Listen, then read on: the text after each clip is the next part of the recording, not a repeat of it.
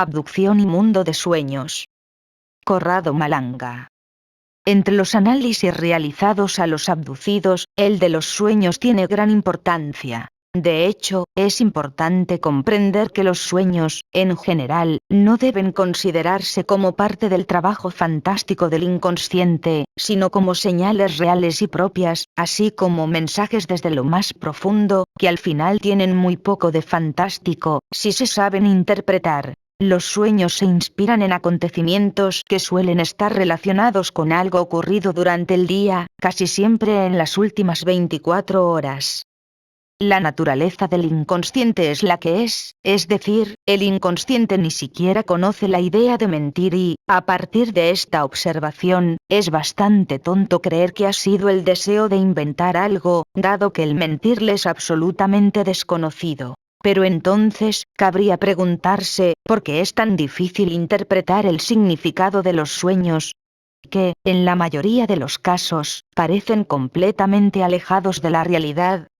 Parece, en el mejor de los casos, fantástico, artificial y mágico. El inconsciente es un motor que nunca se apaga durante la vida, que nunca duerme y que registra, a través de las entradas del consciente y el filtrado del subconsciente, los diversos aspectos del mundo exterior, al que inadecuadamente llamamos realidad. Cuando, en estado de vigilia, queremos recordar un evento previamente grabado, el inconsciente envía sus señales al subconsciente y éste las interpreta para hacerlas comprensibles para el consciente. En otras palabras, el inconsciente habla una especie de lenguaje de máquina, que está lejos de ser fácilmente comprendido por el consciente, si esto desconoce la clave interpretativa del mensaje arquetípico subyacente de comunicación inconsciente-subconsciente. Sin embargo, cuando un sujeto duerme, el subconsciente duerme con él y no tiene ninguna posibilidad de interpretar mensajes inconscientes. Estos últimos pasan directamente al consciente, sin traducción, es decir, con una traducción resumida, probablemente realizada a toda prisa por esa parte del subconsciente que apenas era consciente.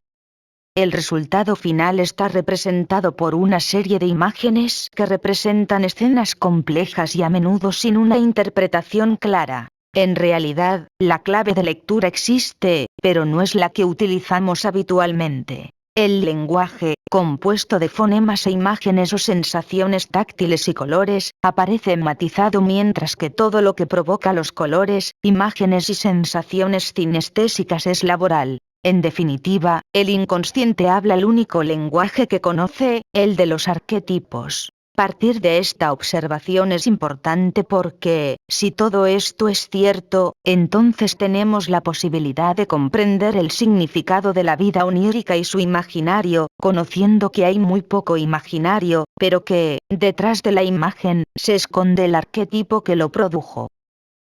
Sigmund Freud, el padre del psicoanálisis, fue el primero en introducir un método interpretativo en el que no es importante la escena recordada, sino la sensación asociada a esa escena. Carl Gustav Jung amplió el estudio de los sueños con algunos tratados sobre el significado de los arquetipos en los sueños mismos. Esto representa, en mi opinión, la clave correcta para la comprensión, útil en la comprensión del mundo onírico de los abducidos. Entonces, si dos personas diferentes sueñan con un balón de fútbol, ese sueño será ciertamente interpretable con la misma interpretación arquetípica, pero dará dos resultados diferentes, ya que en la mente, por ejemplo, de Pedro y María el balón de fútbol podría ser el producto de la traducción, por parte del subconsciente, de diferentes arquetipos. Entonces, para entender lo que significa el balón de fútbol para ambos, hay que encontrar una manera de comprender cuáles son los arquetipos que han producido esta visión. Como ya he dicho, la visión representa casi el último paso, el último es el fonema, y se distancia considerablemente del significado original. Para esto es necesario interrogar a quienes soñaron y que les digan qué sensaciones sintieron al soñar con un balón de fútbol. La sensación, que es el conjunto de emociones que el balón de fútbol produce en el sueño, es lo más cercano que existe a los arquetipos que lo generaron, porque la sensación se produce incluso antes que el simbolismo. quizás se podría decir que el sentimiento es nuestro arquetipo, o más bien, la forma en que el arquetipo se manifiesta. El arquetipo no se puede dibujar ni visualizar de ninguna manera. No es un color, pero se puede asociar a un color. En la prueba de Lucher, no es una imagen, pero se puede asociar una parte de la imagen. En la prueba de Rorschach, no es un sonido, pero puede asociarse con un sonido, como en la musicoterapia de Pfister. El arquetipo no es nada de eso, pero es todo eso al mismo tiempo. El análisis, en consecuencia, no debe detenerse en la imagen del balón de fútbol, sino que debe llegar a las sensaciones vividas durante la visión onírica de la propia pelota. Al hacer que el sujeto recuerde el sueño, se le pedirá que vuelva a experimentar las sensaciones ambientales en general y así se producirá la renovación de un ancla, PNL, ya probada durante el sueño, con la esperanza de que este efecto se conecte con la causa que lo provocó. En realidad, nuestro inconsciente, al revivir la sensación, es, en ese momento, capaz de interpretarla arquetípicamente y transmitir su significado al subconsciente, que, como una vez que está despierto, también es capaz de reinterpretarlo correctamente, haciendo utilizable el verdadero significado del sueño para quien lo soñó. Este mecanismo es la base de la interpretación de los sueños que yo utilizo, aunque, a decir verdad, no lo he encontrado escrito explícitamente por ningún lado. Hoy la PNL nos permite plantear la hipótesis de la existencia de este mecanismo de producción de sueño y, en mi opinión, valdría la pena que los expertos de la industria comenzaran a mantenerlo presente. Será el propio sujeto soñante, al final, quien proporcionará la verdadera interpretación del sueño, y no el psicoterapeuta de turno, que solo representará una pantalla transicional reflexiva, es decir, algo donde las emociones, soñadas por el paciente y expresado fonémicamente, rebotará, a través de sus propios oídos, y en el subconsciente.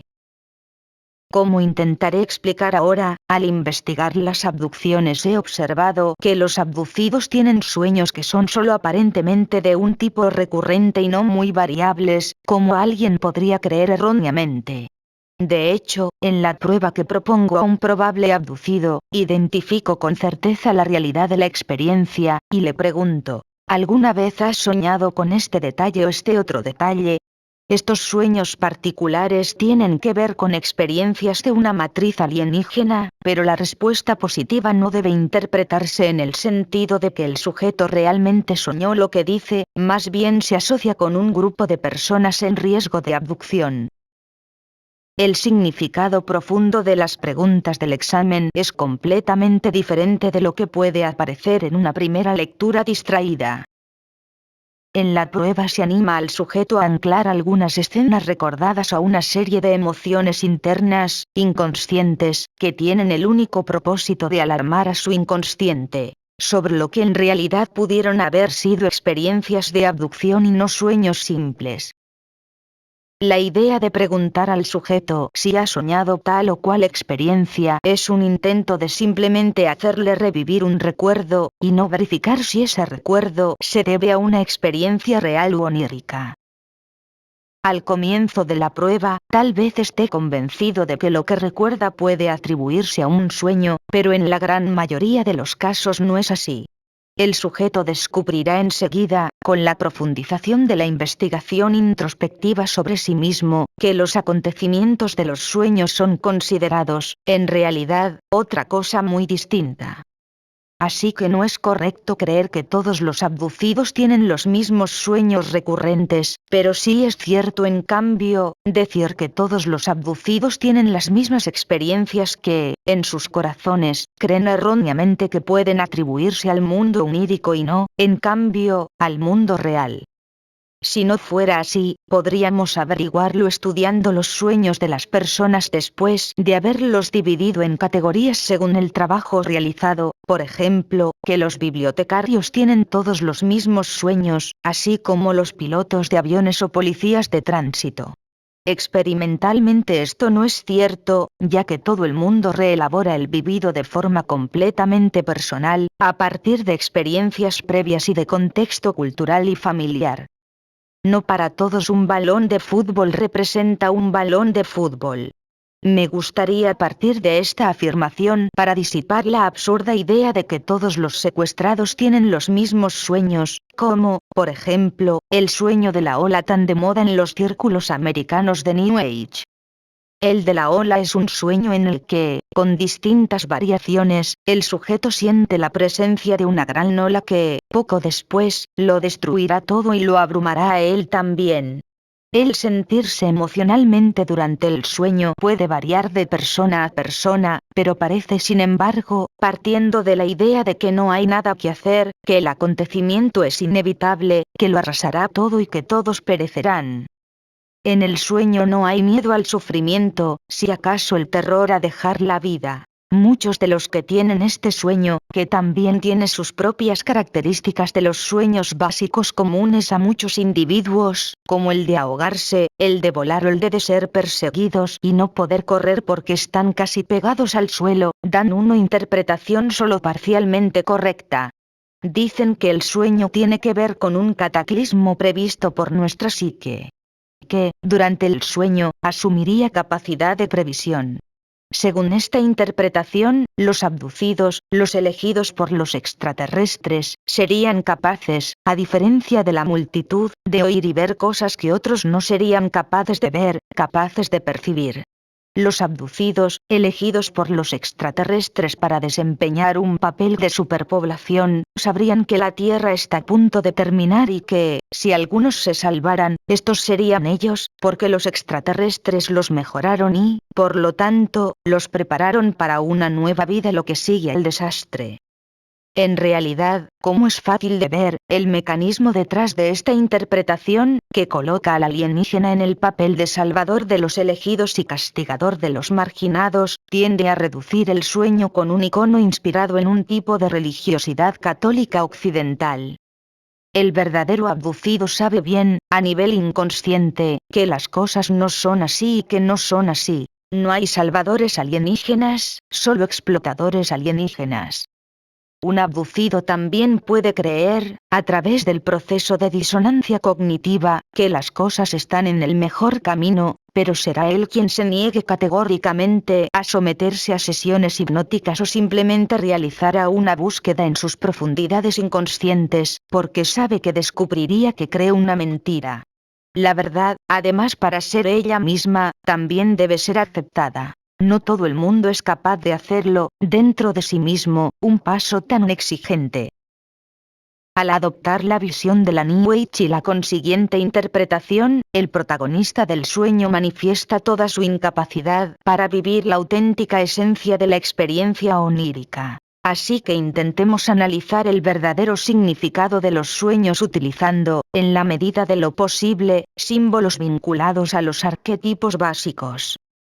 La gran ola se vive como un muro muy alto, gigantesco, insuperable, un obstáculo móvil que avanza inexorablemente hacia el observador. Es algo que embarga a la humanidad y sueña, hoy en día, con algo que significa recordar el sentimiento de insuficiencia que la gente siente sobre su propia vida. En su interior, cada vez con mayor frecuencia, perciben que algo anda mal y ese algo parece estar conectado con los valores que ellos mismos atribuyen a la vida y las acciones cotidianas. Todo esto se ve de forma negativa. Aquí el inconsciente tiende a interpretar la onda como algo que representa fallas comunes, que afectan a todos. Hemos ido demasiado lejos y ya no es posible regresar. La ola adquiere la apariencia de una pared, ya que es un obstáculo. La ola es la representación arquetípica de la barrera entre el aquí y el allá. Además, el significado de muerte representa, arquetípicamente hablando, el renacimiento. No puedes renacer si no mueres primero. Sí, la gran ola representa lo que dará la muerte, pero con un significado total simbólico, y en realidad se preparará para la idea de renacer en un mundo posterior, no necesariamente mejor, pero definitivamente diferente. El arquetipo del agua confirma la exactitud de esta interpretación. El agua es el elemento que produce la vida, pero también es, históricamente, un instrumento de redención divina como el bautismo, o el gran diluvio. Dios hace un barrido limpio de los malos con el diluvio universal y esto se cuenta en forma de fábula, que ahora se hace pasar por una historia real, en sí, todos los atributos de un simbolismo puro y simple. El agua está alquímicamente ligada a la fuente de la vida eterna. Quien bebe de esa fuente vivirá para siempre, es decir, resucitará para siempre. En el mito de Aquiles, el héroe se vuelve invulnerable ya que, al nacer, todo su cuerpo estuvo sumergido en el agua mágica de la vida. Solo el talón quedó fuera del agua y esa será alcanzada por la punta de una flecha del enemigo, de donde vendrá su muerte en la batalla. Entre otras cosas, respecto a mitos como este, se podría mencionar que los pies, de los cuales el talón es parte, representaban, para el pueblo judío, los genitales y la cultura homérica evidentemente puede haberse inspirado en las tradiciones egipcias y judías. En el Antiguo Testamento hablamos a menudo de lavado de pies, con significado sexual. El color del agua, verde o azul, recuerda, según Max Lucher, por un lado a la reflexión, calma, el componente azul, y por otro lado pensamiento creativo, el componente azul, verde. Por lo tanto, es visto, experimentado, sentido, percibido, como la renovación, proyectada hacia una era acuariana en la que el pensamiento ecológico, la constancia, la reflexión, el altruismo, dominará. Es a partir de esta última esperanza que, en el fondo, la New Age inconscientemente tomó una señal para interpretar el sueño de la ola como si lo fuera, por ejemplo, por así decirlo, premonitorio, pero no en el sentido de que esta ola, sólida y destructiva, llegue en realidad. Escondida detrás del simbolismo de la ola, de hecho, la revolución llegará con expectativa cultural desde hace 2000 años, por la sencilla razón de que los hombres sueñan, lo evocan y muestran que, dentro de ellos, esta revolución es siempre deseada y esperada. El sueño, por tanto, no representa la llegada de extraterrestres liberadores, sino que indica un profundo estado de insuficiencia del hombre moderno frente a la globalización deseada por nuestros gobernantes, que son juzgados, por nuestro inconsciente colectivo, deshonesto y incapaz. El sueño de la ola forma parte, por tanto, de una categoría particular de sueños, denominados catastróficos, al que pertenecen algunas variantes presentes en el mundo onírico de los abducidos, pero que, directamente, no tienen nada que ver con sus experiencias reales de abducción. La variante más frecuente es el llamado sueño del meteorito. En este sueño están las mismas personas que se agolpaban en el sueño de la ola. El soñador sabe que, al cabo de unos minutos llegará una lluvia de meteoritos que destruirá la Tierra. Meteoritos empiezan a aparecer y la gente empieza a despedirse, sabiendo que, de todos modos, tendrá que morir. Todo sucede en una atmósfera irreal de resignación y trae consigo un sentimiento de profunda mortificación por el fin de todo. En este caso el arquetipo del agua se sustituye por el arquetipo de la tierra, que recae sobre la cabeza, como una densa serie de problemas, los de la humanidad, que literalmente caen en la cabeza, en ese enamoramiento, una vez más literalmente muy presente y particularmente soñado por los llamados videntes, aquellos que creen poder conversar con figuras angelicales, con Jesús o con la Virgen, son en cambio los sueños de fuego destructivo. Otro arquetipo importante, el fuego, está históricamente vinculado a purificación del pecado y es evidente que quienes lo sueñan y poseen una cultura con legado del fanatismo religioso, les gusta especialmente sentir la necesidad de una purificación mística con el fuego. De los tres elementos simbólicos antes mencionados, el agua está vinculada al nacimiento de la vida y es conectado arquetípicamente con la vida eterna a través del simbolismo de la fuente. Fuego es la arquetipalización de la muerte eterna, experimentada en nuestra cultura a través del simbolismo del fuego perenne e infernal. La tierra, en cambio, aparece ligada al simbolismo del entierro, la lluvia de meteoritos, a la muerte del cuerpo. Los significados que acabamos de mencionar hacen interesante la interpretación en la forma arquetípica de los dioses. Tres sueños, pero dan lugar a la curiosidad de saber por qué no existe un cuarto sueño en el que el fin llega, catastróficamente, por el aire. Mi interpretación parte del supuesto de que, dentro de nosotros, existen, en realidad, 4 partes distintas, vinculadas a 4 arquetipos fundamentales que han creado los 4 símbolos más elementos importantes del antiguo mundo alquímico: tierra, fuego, agua y aire, los llamados 4 elementos. No serían más que la representación onírica del cuerpo, del espíritu, mente y alma humana. Así que cuando temáis que el cuerpo muera, será un cuerpo el que producirá muerte, pero si es el espíritu el que tiene miedo de morir, ¿qué producirá, sino el arquetipo del espíritu? Una acción fatal. También hay que recordar que el Espíritu Santo es visto en el Evangelio como una llama que entra en la cabeza de los 12 apóstoles, y esto, seguramente, representa una confirmación de que la visión arquetípica de esta esencia humana toma la forma de una llama. Entonces, en mente, para morir, lo único que queda es ser lavado. Los ingleses también usan la expresión lavado de cerebro, no por casualidad, según mi punto de vista. El cuarto elemento, el que no está vinculado a un sueño catastrófico, es el aire. El alma, representada por él, es inmortal y no hay alma que pueda dar la muerte a ella misma.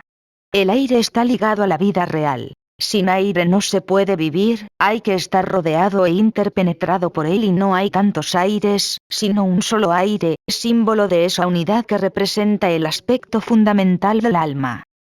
Los meteoritos son muchos, las llamas son muchas y la mente humana está representada por mar, que parece ser uno solo. Sin embargo, el mar es agua y hay muchas aguas, como lluvias, lagos, ríos y mares. En verdad, la representación del agua está íntimamente ligada a la relación entre mente y espacio-tiempo. Donde Einstein ve el espacio-tiempo como un mar en movimiento, visión ondulatoria, de la teoría de la relatividad, la teoría del superspin, Malanga, Pedersoli, pone en resalta la correlación entre el magnetismo, el tiempo, la electricidad y el espacio, y le permite describir la mente humana como simplemente un dominio donde se crea información, descriptibles como paquetes de ondas, que se mueven en el plano espacio-temporal. Por tanto, es fácil encontrar muchas otras correlaciones entre las partes que componen un ser humano, los simbolismos elementales y los arquetipos que los formaron.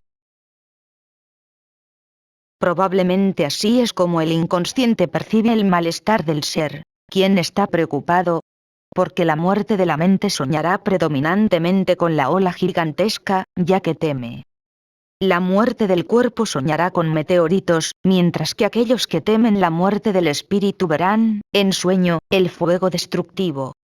Los meteoritos y el fuego dan, juntos, muerte y vida, mientras que el aire solo da vida, ya que no hay resurrección para aquello que siempre ha existido y nunca puede morir. El sueño de un secuestrado. Un abducido suele soñar con cosas muy diferentes a estas catástrofes, sin embargo, a veces lo hace. Sucede que lo hace y es su propia experiencia con extraterrestres lo que les suma interesantes detalles que se derivan de matrices puramente ufológicas, sugeridas, tal vez, de experiencias reales de abducción.